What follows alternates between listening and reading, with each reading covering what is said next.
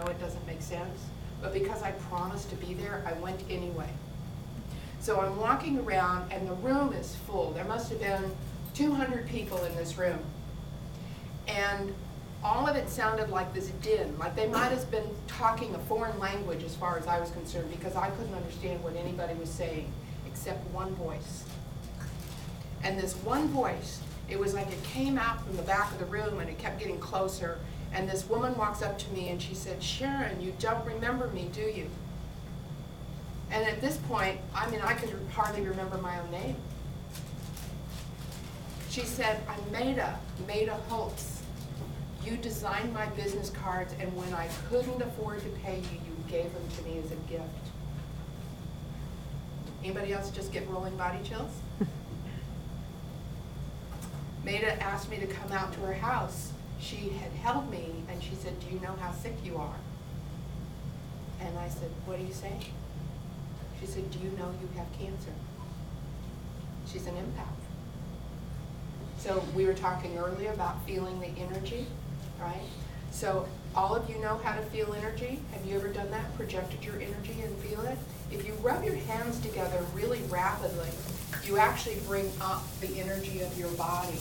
And this is part of Tai Chi. Have you ever seen people actually create the ball of energy?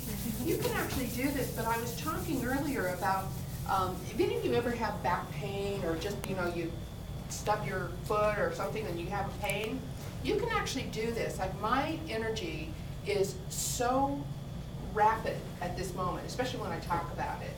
And what you do, matrix energetics, is you can put a hand wherever the pain is and a hand opposite, and then you push right with one hand and left with the other, and you imagine there's a string attached to both of your hands, and you're shifting the energy in your body until it gets the proper flow.